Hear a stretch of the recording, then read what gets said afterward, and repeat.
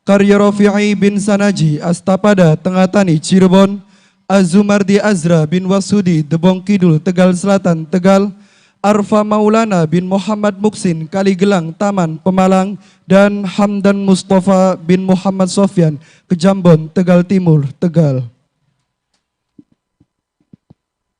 Bismillahirrahmanirrahim. Banyak perselisihan muncul tentang tema Islam Nusantara yang menjadi Bismillahirrahmanirrahim.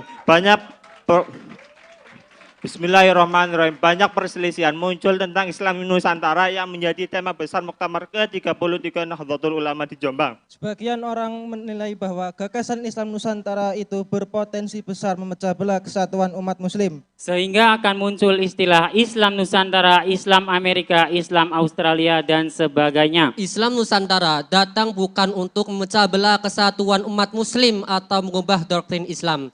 Ia hanya ingin mencari cara bagaimana melabuhkan Islam dalam konteks budaya masyarakat yang beragam. Dalam memahami kata Islam Nusantara, bagi kami Islam Nusantara ialah dua kata yang digabung menjadi satu, yaitu kata Islam dan kata Nusantara, atau dalam kamus santri dinamakan idhofah.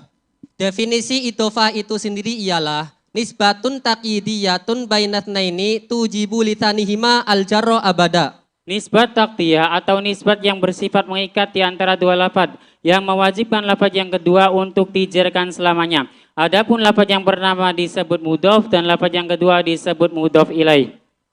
Dengan mengira-ngirakan makna fi di antara kedua kata tersebut sehingga menimbulkan makna Islam yang berada di Nusantara. Syekh Muhammad bin Abdullah bin Malik Al-Andalusi, seorang pakar nahwu, menyatakan dalam syairnya, Nunan talil i'raba au tanwina mimma tudhifu dhif katurisina wa thaniya jrur wan wimin au fi idha lam yaslu illa dzaka wallama khuda.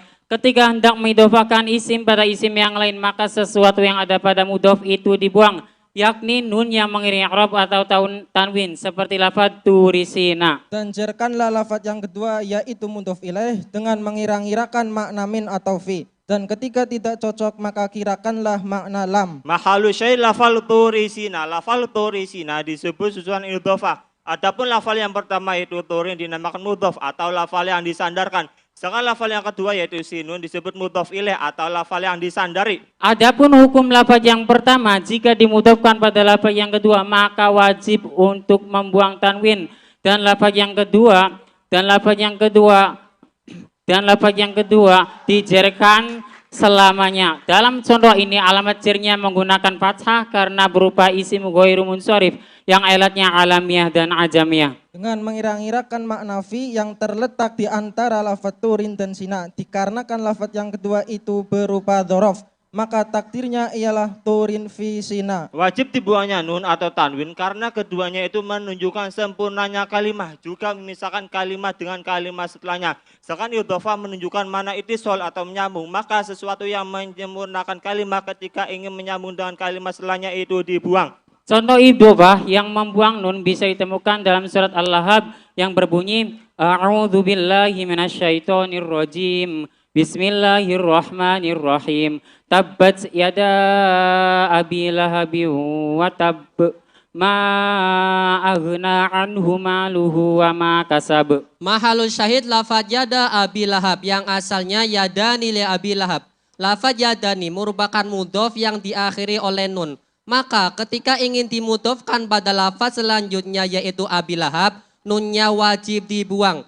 Karena pengertian dari idhofah itu sendiri ialah penyandaran suatu isim pada isim yang lain, di mana lafaz yang kedua itu ditempatkan pada tanwinnya lafaz yang pertama, atau sesuatu yang sepadan dengan tanwin. Seperti nun jamak dan nun tasnya. Oleh karena itu nun yang terletak pada lafal yadani itu dibuang. Sedangkan lafal abi dibaca jar dengan mengira-ngirakan lam yang terletak di antara mudhof dan mudhof ilaih. Contoh idhofah yang mengirakan makna min bisa didapat dalam surat Al-Mulk ayat 3. A'udzu billahi minasyaitonir rajim. Alladzi khalaqa sab'a samawatin tibaqa ma tara fi khalqir rahmani min tafawut farji'il basara hal tara min futur.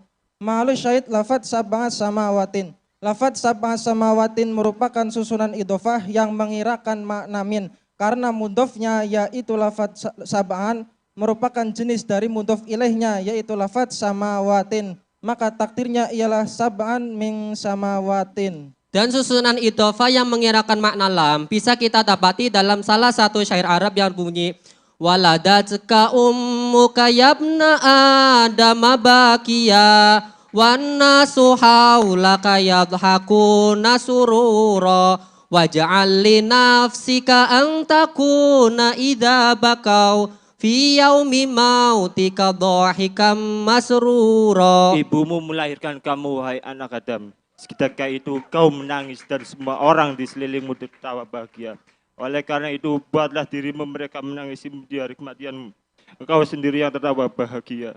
Mahalu syahid lafadz yabna Adam. Lafadz yabna Adam merupakan susunan idhofah. Lafal ibna dimudhofkan pada lafal Adam yang menjadi mudhof ilaihnya dengan mengira-ngirakan lam yang terletak di antara keduanya.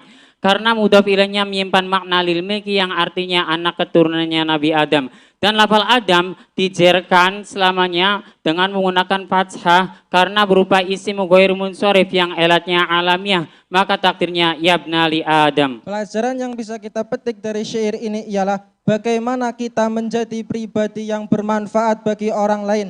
Isilah hidup kita dengan kebaikan terhadap sesama.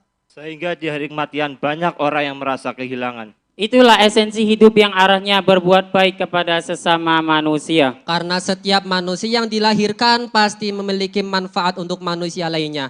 Dan sebaik-baiknya manusia ialah yang bermanfaat bagi orang lain. Khairun nas Anfa'um linnas. Sekian, terima kasih.